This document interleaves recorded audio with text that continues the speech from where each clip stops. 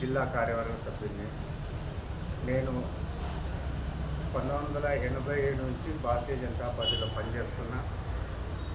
మధ్యలో కొన్ని కారణాల వల్ల నేను పార్టీకి దూరంగా లేదు, కానీ వ్యక్తిగతంగా పనిచేయలేదు. ఈ పార్లమెంట్ ఎన్నికల్లో మోడీ చరిష్మా పనిచేయబోతుంది.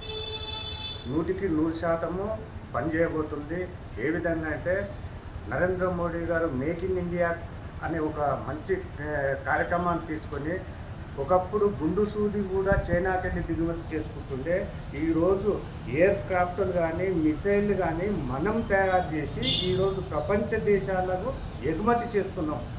అటువంటి కార్యక్రమమే కాకుండా ఈ భారతదేశంలో ఉన్న ప్రతి పౌరుడు మేక్ ఇన్ ఇండియా ద్వారా సొంతంగా తయారు చేయాలనే సంకల్పం తీసుకొని ఈ భారతదేశ పౌరులు పనిచేస్తున్నారు.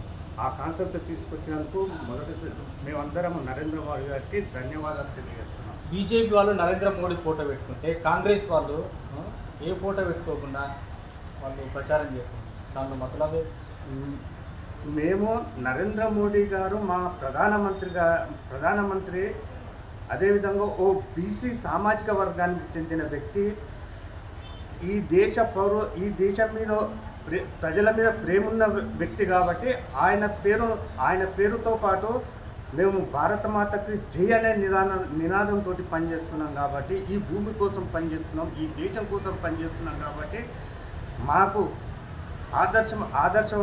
ఆదర్శంగా ఈ భారతదేశాన్ని 10 ఏళ్ళు పరిపాలించిన ఒక్క అవినీతి కార్యక్రమాన్ని కూడా జరగకుండా చూసిన వ్యక్తి నరేంద్ర మోడీ గారు. కాబట్టి మేము బరాబర్ నరేంద్ర మోడీ గారి పేరు పెడతాము, ఫోటో పెట్టుకుంటాము, పనిచేస్తున్నాం. అదేవిధంగా వాళ్లకు గతంలో కాంగ్రెస్ పార్టీకి ఇందిరాగాంధీ అనే ఒక సింబల్ ఉండే. ఆమె చనిపోయిన తర్వాత ఈ ఇటలీకి వెళ్ళి వచ్చిన సోనియా గాంధీ ఫోటో పెట్టుకుంటలేరు. అదేవిధంగా రాహుల్ గాంధీ నా ఫోటో పెట్టుకొని ఎలక్షన్కి పోతానే అనేది లేదు. కాబట్టి వాళ్ళు ఫోటో పెట్టుకున్నా లేదు, పెట్టుకోకున్నా లేదు. అదేవిధంగా కాంగ్రెస్ పార్టీ 125 సంవత్సరాలు ఉంది కాబట్టి ఒక మనిషి బతకడం 100 ఏళ్ళు బతుకుతాడు. అదేవిధంగా 105 ఏళ్ళు కాబట్టి తొందరనే ఆ అధ్యాయం ముగియబోతుంది. పార్లమెంట్ ఎన్నికల్లో మహబూబ్నగర్ పార్లమెంట్ ఎన్నికల్లో టీకారణ గెలవబోతుంది. 100% గెలవబోతుంది. అదేవిధంగా అత్యధిక మెజార్టీతో గెలవబోతుంది. ఇవాళ రేవంత్ రెడ్డి గారు ఏమంటున్నారంటే ఖచ్చితంగా పార్లమెంట్ ఎన్నికల్లో కాంగ్రెస్ జెండా ఎగురుతాం, ఖచ్చితంగా కాంగ్రెస్ పార్టీని మనం రెపరెపలాడిస్తామని వాళ్ళు వాగ్దానం చేస్తున్నారు.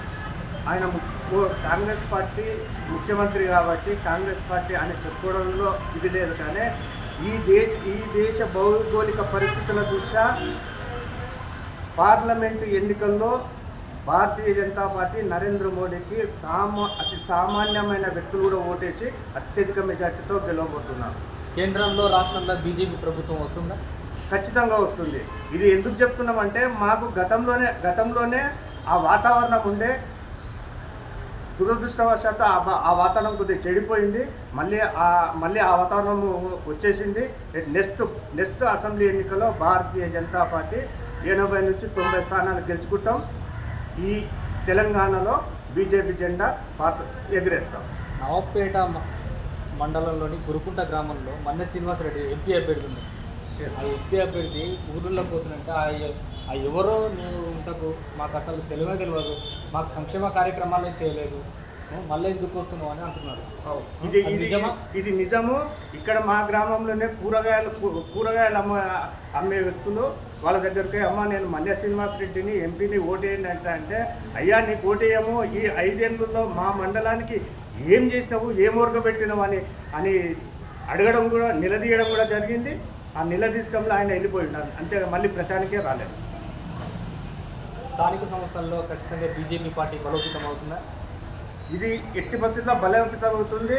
అదేవిధంగా మాకున్న కార్యకర్తల బలము, కొంతమంది ఊళ్ళల్లో పెద్దలతో కూడా మాట్లాడుతున్నాము, నిజాయితీ పరులతో మాట్లాడుతున్నాము. వాళ్ళందరినీ కూడగట్టుకొని నవాబ్పేట మండలం భారతీయ జనతా పార్టీ జెడ్పీటీసీ కానీ ఎంపీటీసీ కానీ సర్పంచ్లను కైవసం చేసుకోబోతున్నాం.